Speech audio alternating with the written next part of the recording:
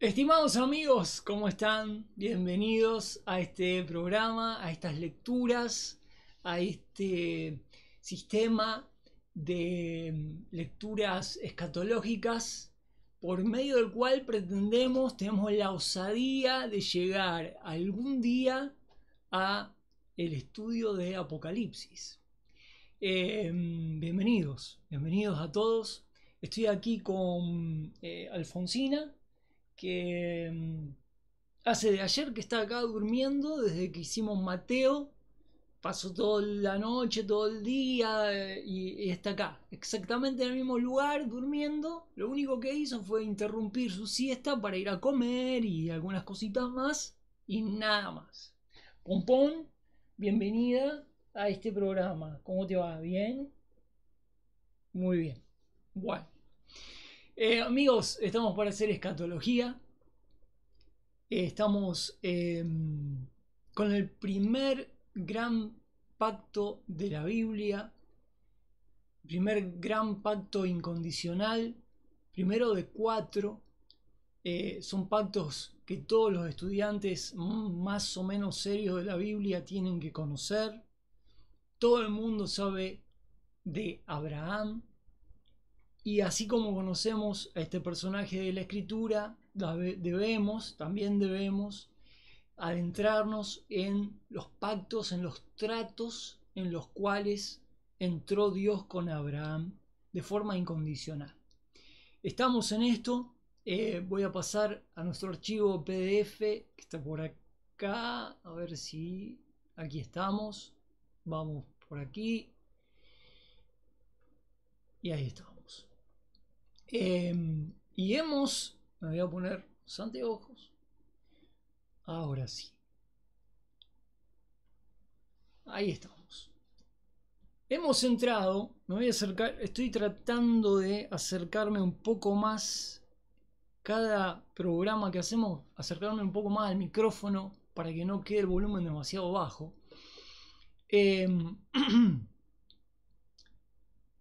Estamos aquí en la importancia del pacto abrahámico, este pacto que Dios hizo con Abraham más o menos en números redondos 2000 años antes de Cristo.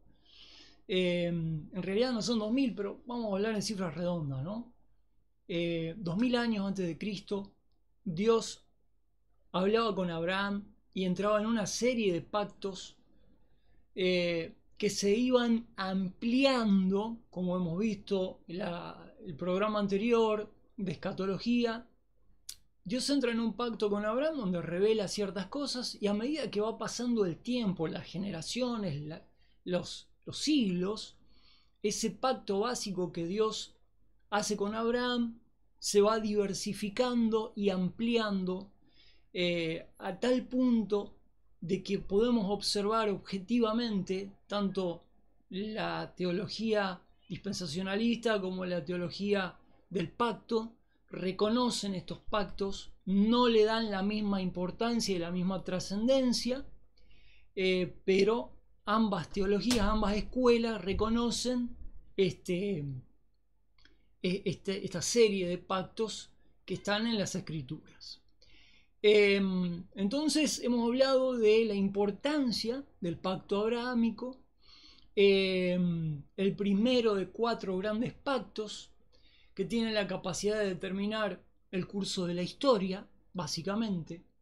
Este es un pacto que afecta profundamente la doctrina de la salvación, nos dice aquí Pentecost, porque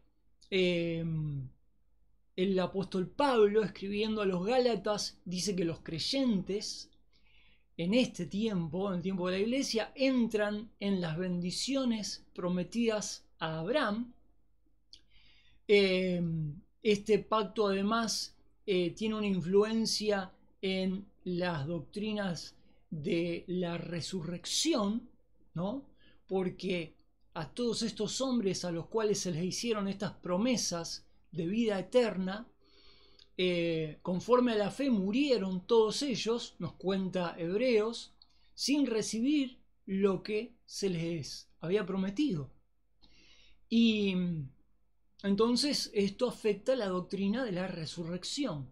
Y una vez que entramos en la doctrina de la resurrección, directamente entramos en el terreno de la escatología. La escatología, que es la división de la teología que se encarga de estudiar las doctrinas que tienen que ver con el cumplimiento en el futuro, en las últimas cosas, ¿no? Dentro del programa de revelación divina hay cosas que se revelan primero, hay cosas que Dios hizo primero, como la creación, pero hay cosas que Dios reservó para hacer al final, como por ejemplo la resurrección para vida eterna y para condenación, ¿no? El gran juicio final de Dios. Hay una serie de resurrecciones, pero ya cuando entramos en el tema de la resurrección, estamos entrando en temas escatológicos, ¿no?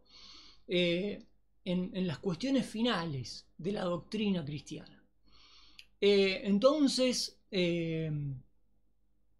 hemos hablado de esto en el video anterior. Vimos un cuadro comparativo del pacto general y básico hecho con Abraham y cómo este pacto se va ampliando a medida que va pasando el tiempo. Y quedamos pendientes en las provisiones del pacto que Dios hizo con Abraham. Quiere decir, cuáles son las cosas que están provistas dentro de este trato que Dios hace con Abraham, qué implicaciones tiene, qué se provee dentro de los términos de este contrato que Dios hace con Abraham y su descendencia, ¿no? Esto es interesantísimo y vamos a comenzar la lectura. Antes quiero ver si estamos en orden, está todo correcto. Llevamos 7 minutos y tengo aquí la Biblia. Por otra parte, ustedes no la pueden ver, pero yo la tengo aquí porque voy a leer algunos pasajes que ya se mencionan en el primer párrafo. Y entonces vamos a darle lectura al punto número 2 que tenemos aquí, provisiones del pacto abrahámico. El primer punto fue la importancia del pacto. Segundo punto es qué provee este pacto. Y el tercer punto, muy extenso, en el cual tal vez entremos hoy, pero no vamos a terminar, es el carácter del pacto abrahámico. Dentro de ese tercer punto hay mucha discusión. Vamos a ver ya el punto de vista de las dos escuelas clásicas, ¿no? Vamos a entrar en su momento en eso. Muy bien, hoy me voy a tomar el trabajo de leer algunos pasajes, porque son pasajes excesivamente importantes como para pasarlos por alto. Yo sé que si les pido que lo lean, la mayoría de ustedes que están siguiendo estos videos van a poner pausa y se los van a leer, pero de vez en cuando me gusta tomar el tiempo para que escuchemos lo que la Escritura dice en relación a esto especialmente. El pacto hecho con Abraham en Génesis 12 y confirmado y ampliado en Génesis 12, 6 al 7, Génesis 13, Génesis 15, Génesis 17, Génesis 22, daba derecho a ciertas promesas. Esto es muy, muy importante. Estas promesas se han resumido así. Tenemos más abajo, si ustedes pueden ver, la repetición de estos textos, y es allí donde yo voy a frenar para leer estos textos. Como están repetidos varias veces, no los vamos a leer ahora, los voy a leer después. Vamos a ver esta lista de 12 puntos que tenemos aquí, donde están contenidas dentro de esta promesa que Dios le hizo a Abraham, los derechos que Abraham tenía por medio de esta promesa. Hay que resaltar, porque es fundamental entender esto de entrada, que este es un pacto incondicional. No es que Abraham, por haber hecho algo, por haber cumplido su parte en alguna cuestión, tenía el derecho a reclamarle cosas a Dios. Esto de entrada, hace un par de capítulos atrás, se dejó muy claro que estos pactos incondicionales consisten precisamente en el hecho de que Dios prometió cosas a Abraham sin recibir o sin pedir a Abraham nada a cambio. En contraste con ese gran pacto que Dios hizo con Israel, que es el pacto de la ley, ahí están estos pactos incondicionales, en los cuales Dios se propone en sí mismo hacer una serie de ajustes a lo largo de la historia sin la necesidad de que el hombre haga absolutamente nada de su parte. Esta es una verdad que revela en gran manera una gran doctrina de la Escritura, que es la doctrina de la gracia. Las doctrinas de la gracia en la Escritura son muy extensas, merecen la pena un largo estudio que llevaría muchos más años que estudiar la escatología, pero bueno, que nadie se rasgue las vestiduras si decimos que Dios, de pura gracia, como un favor inmerecido, se propone desde los inicios hacer algo en beneficio del hombre a cambio de nada, absolutamente, de parte del hombre en contraposición, ¿no? En contraprestación.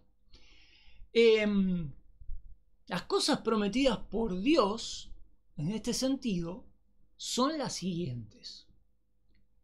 Que el nombre, empezando con Abraham, el nombre de Abraham sería engrandecido. Número 2, que una gran nación saldría de él. Número 3, él sería una bendición tan grande que en él serían benditas todas las familias de la tierra. Número 4, a él personalmente, a ti, le dice Dios, y a su simiente, quiere decir a su descendencia, se daría Palestina como herencia para siempre, como una herencia perpetua. La cantidad de veces que en el Antiguo Testamento Dios confirma que esa tierra será para siempre el lugar de la nación de Israel es incontable, para decirlo de alguna forma exagerada, una cantidad de veces Dios repite esta cuestión. Número 5. La multitud de su descendencia sería como el polvo de la tierra. Es un eufemismo y significa que es incontable la descendencia que llegaría eventualmente de él. Deberíamos entrar y hilar más fino en cuanto a qué significa descendencia en estos términos. La Biblia lo aclara, pero no vamos a tomar el tiempo acá. Va a llegar el punto en el cual vamos a tener un capítulo para hablar de qué significa o cómo es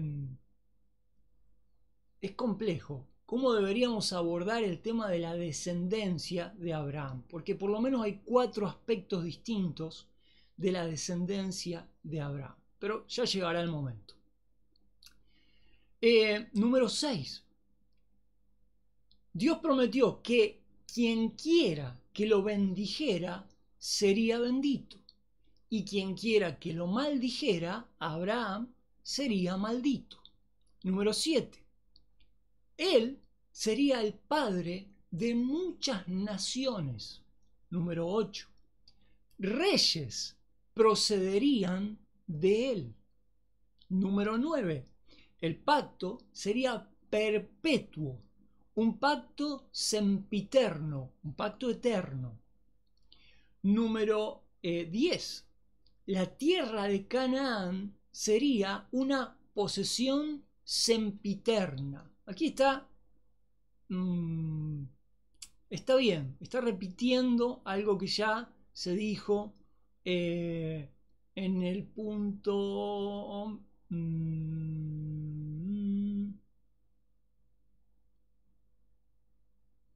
¿dónde está?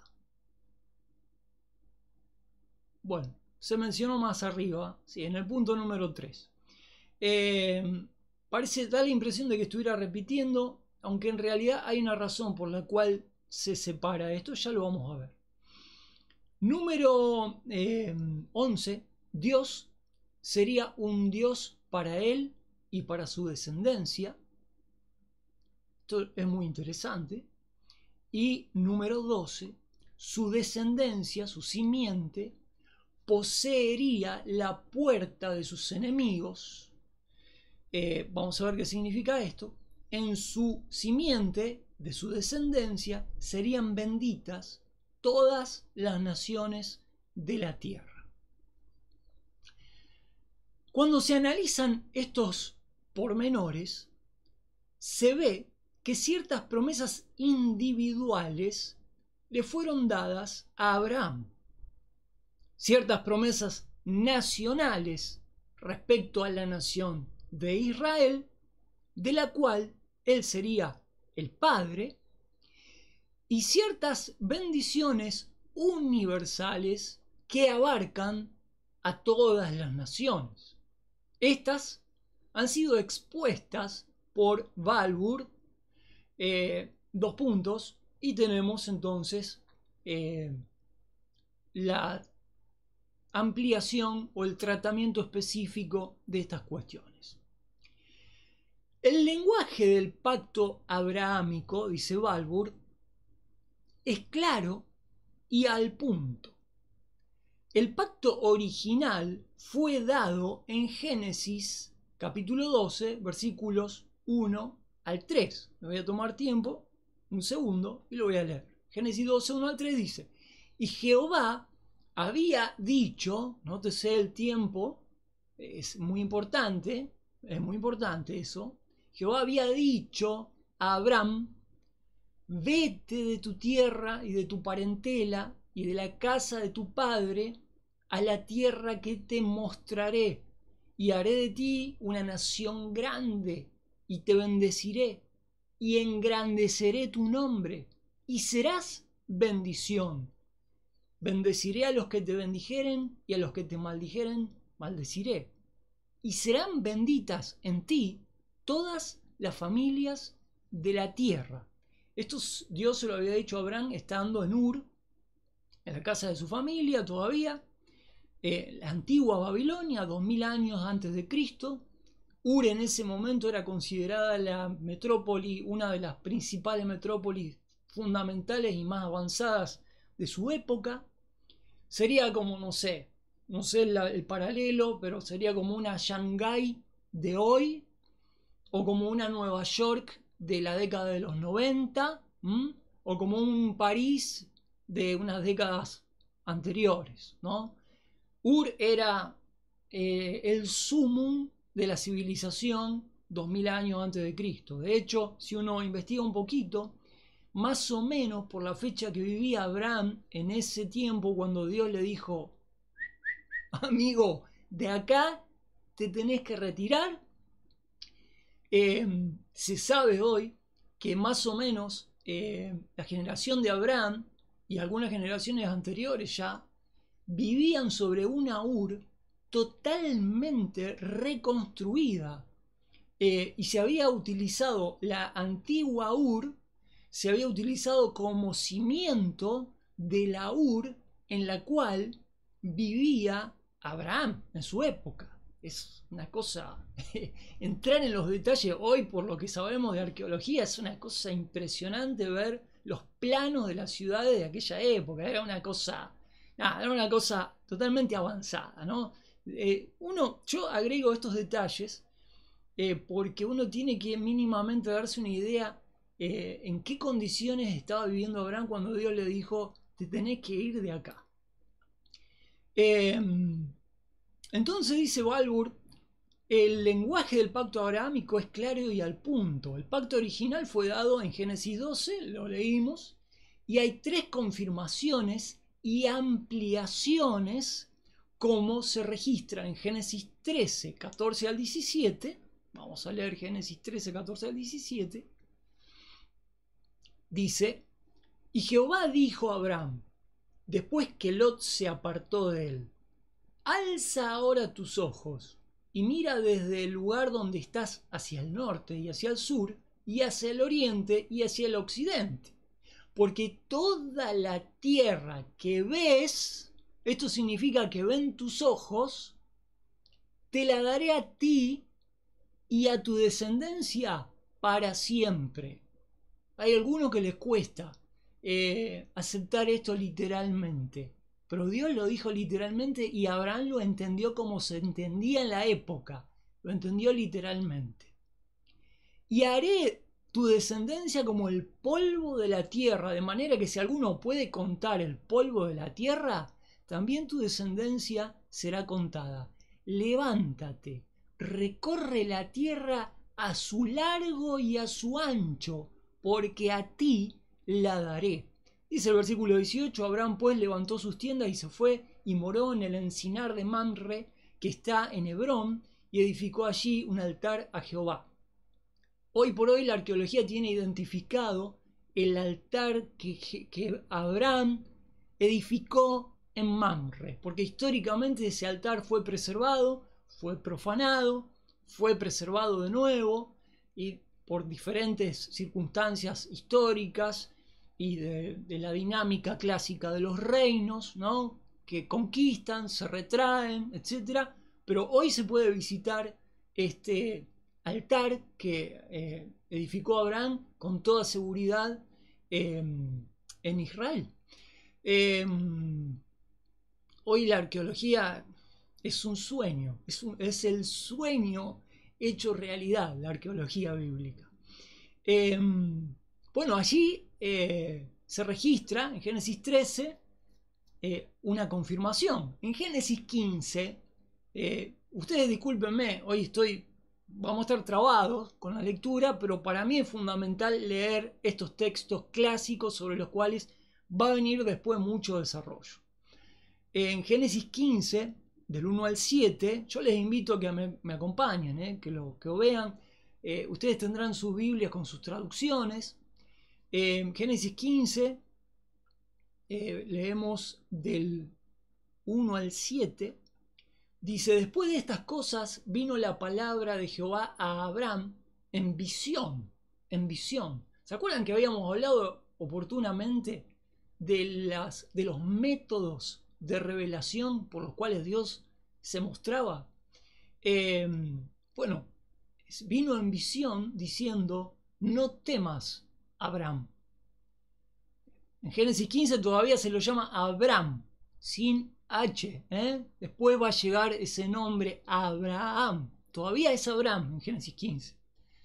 Dice, yo soy tu escudo y tu galardón será sobremanera grande.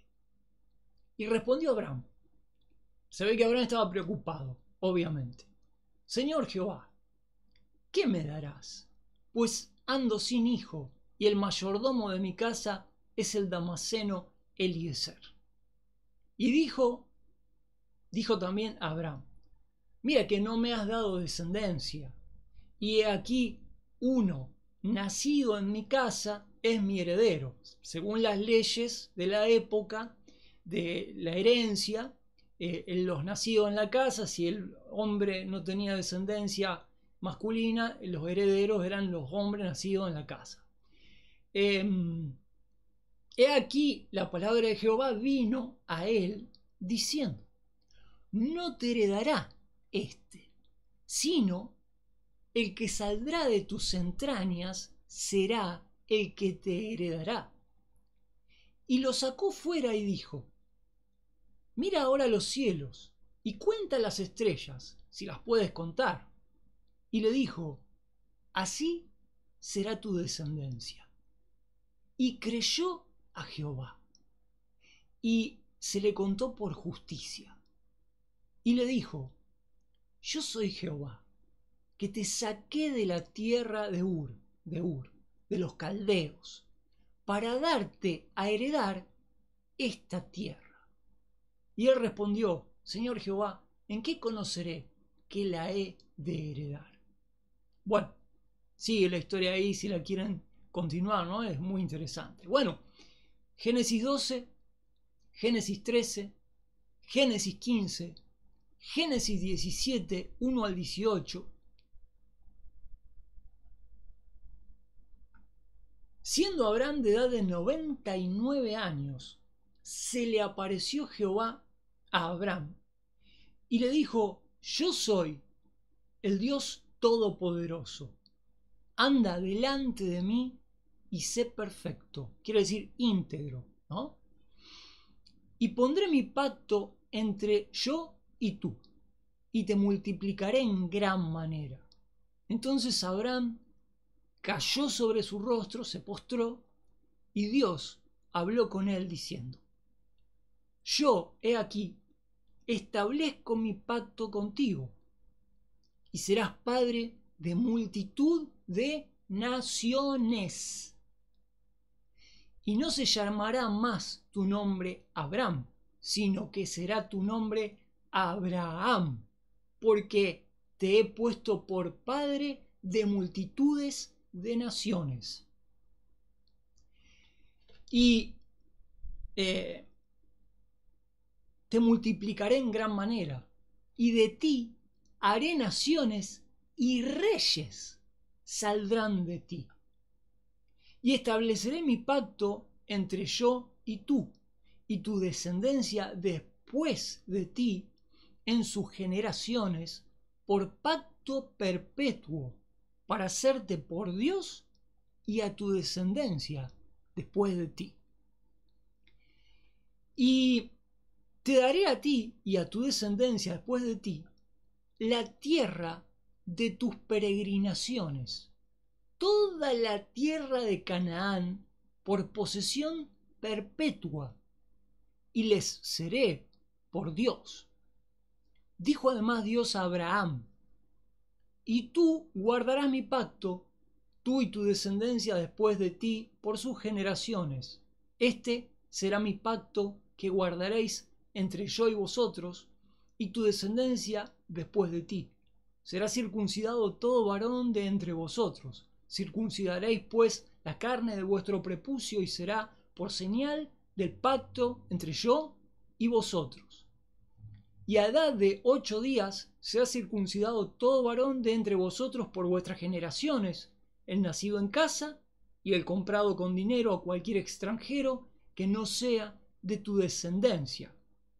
A ver si me estoy yendo era hasta el versículo 18. Seguimos el versículo 10 hasta el versículo 18.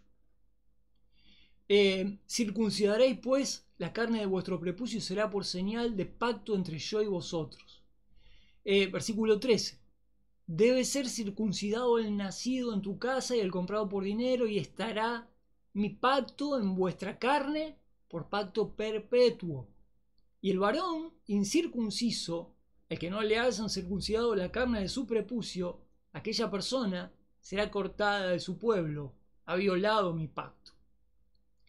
Dijo también Dios a Abraham: a Sarai, tu mujer, no llamarás Sarai, sino que será Sara su nombre. Y la bendeciré, y también te daré de ella hijo, sí, la bendeciré.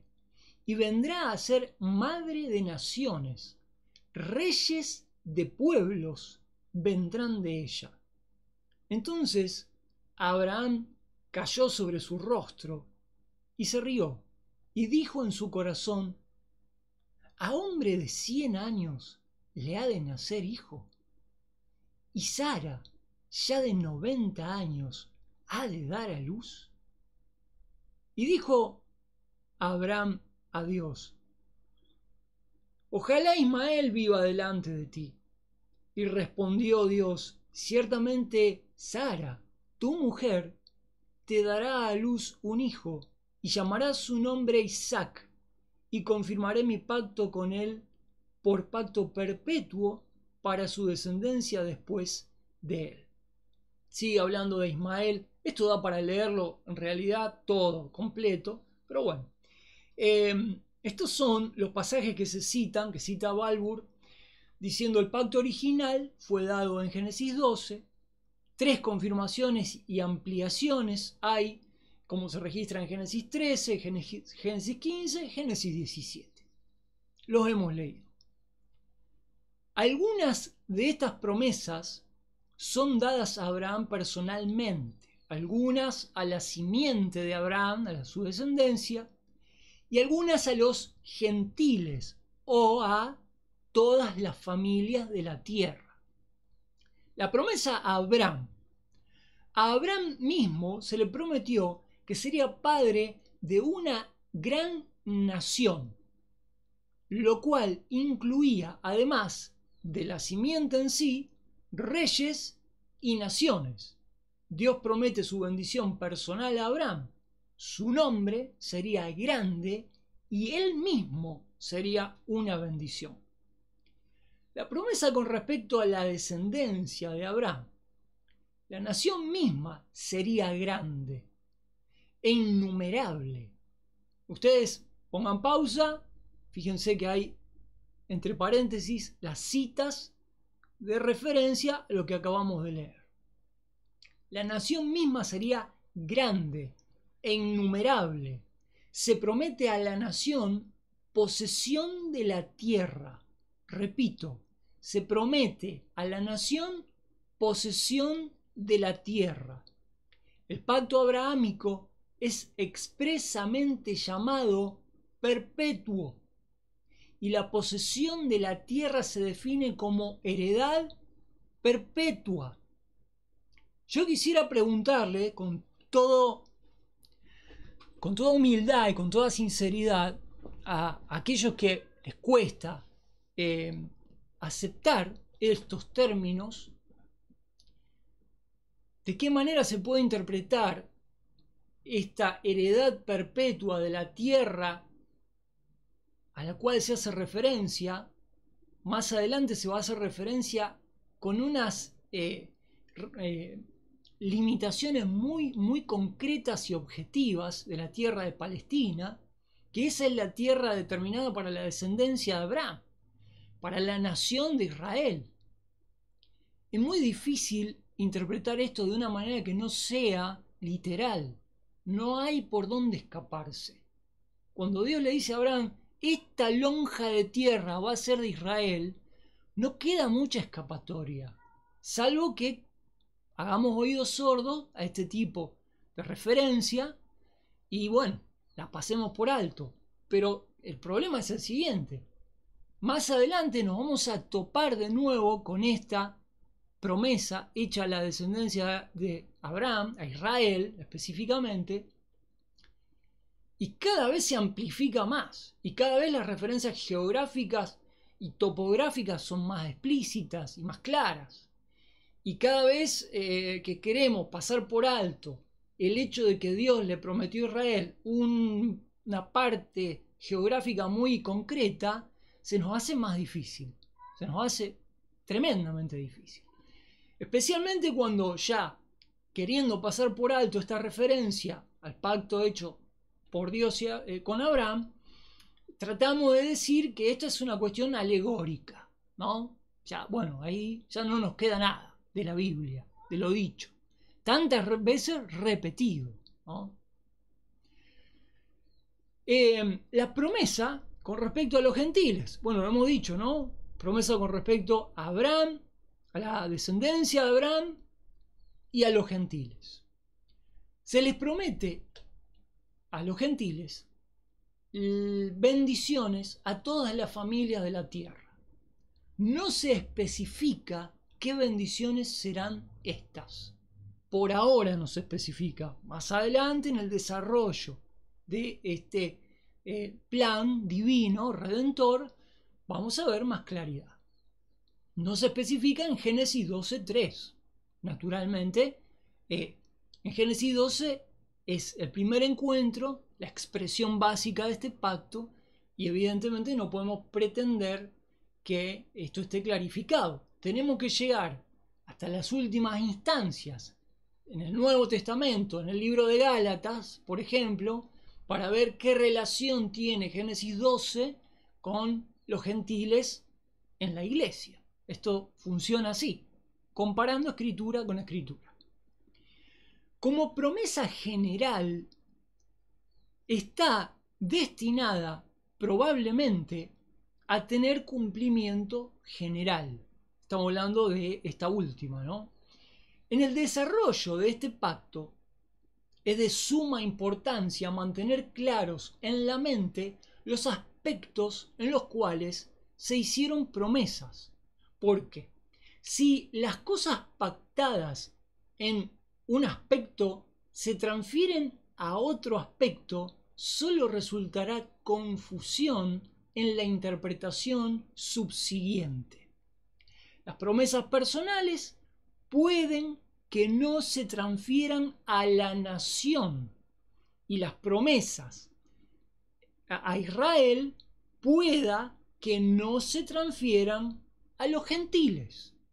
Esto es interesante, hay que tomar nota de esta cuestión porque evidentemente esto va a ser desarrollado a medida que sigamos avanzando. Esto de alguna manera es el germen.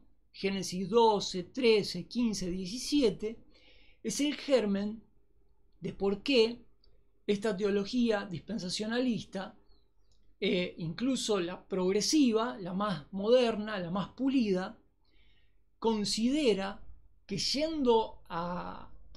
cuando uno va a tallar fino, ¿no?, en estas cuestiones, hay una diferencia radical entre Israel y la Iglesia, ¿no? Porque es muy difícil transferir promesas hechas personalmente a Abraham a su descendencia Israel, y es muy difícil a su vez transferir promesas hechas a Israel a la Iglesia. Son categorías diferentes que no se alcanzan a visualizar en Génesis 12, que es la expresión general de esta promesa, pero que sí se pueden seguir de forma coherente en el desarrollo de toda la historia de la redención.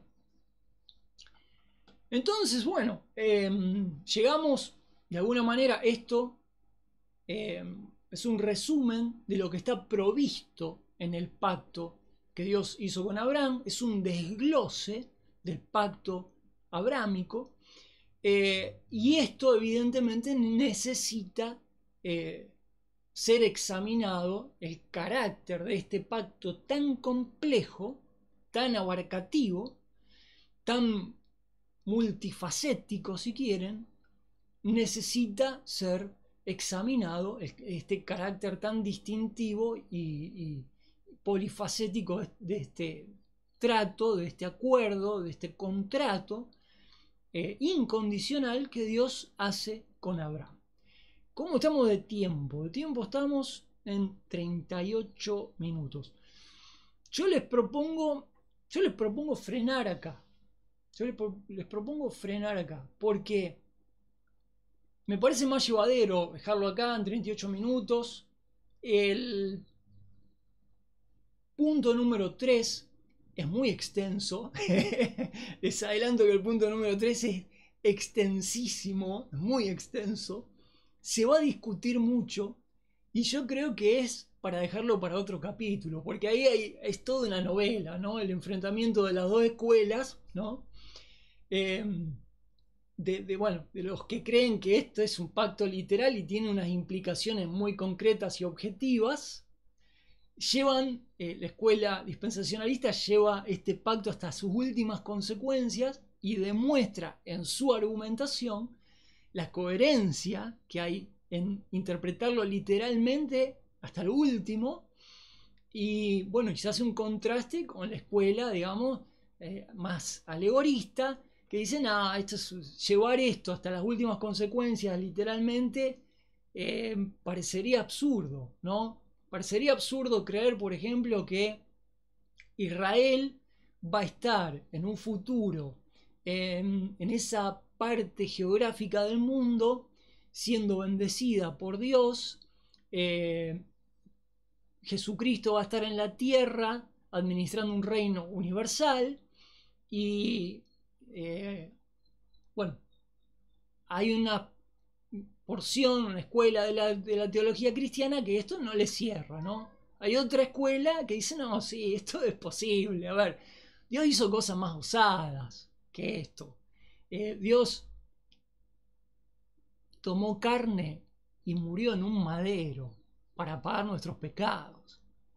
Si después de creer esto nos cuesta creer que Dios va a llevar sus promesas hasta las últimas consecuencias, estableciendo un reino terrenal, perfecto, donde mora la justicia y donde Israel por primera vez va a poseer toda esa tierra y va a reinar y va a ser cabeza de naciones y la iglesia va a reinar con Cristo, parece coherente, parece subestimar a Dios,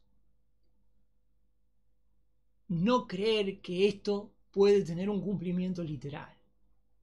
Yo trato de ser lo más neutral posible, pero cuando se me ponen estas dos alternativas, una frente a la otra, especialmente cuando veo que la teología del pacto niega que Cristo haya de regresar hasta que la iglesia haya evangelizado hasta el último ser humano, y posteriormente cuando la iglesia haya evangelizado todo el mundo, que no quede nadie en el globo terráqueo sin ser salvo, se establecerá entonces el reino de Cristo.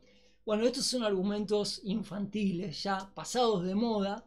Yo entiendo, mis respetos hacia todos los teólogos que en el siglo XVIII y XIX, cuando el evangelio corría por todas las naciones, los misioneros iban a todos lados, había conversiones por miles, había avivamientos, y parecía que el reino de Dios se iba a comer la tierra, el cristianismo, ¿no? Yo entiendo que en esa época los teólogos de la escuela de la teología del pacto hayan vislumbrado que tenía una coherencia creer que pronto se iba a evangelizar el mundo y se iba a establecer el reino de Cristo. Pero el hecho es que vino el siglo XX, destruyó la historia de los siglos anteriores, presentó un paradigma preapocalíptico, y a medida que van pasando los años y las décadas, yo sigo esto desde hace 25 o 30 años más o menos, seriamente, estamos envueltos en un sistema en el cual vislumbramos ya no el establecimiento de Dios en la tierra, sino el establecimiento del reino del anticristo en la tierra. Por favor, seamos coherentes con el mundo que nos rodea.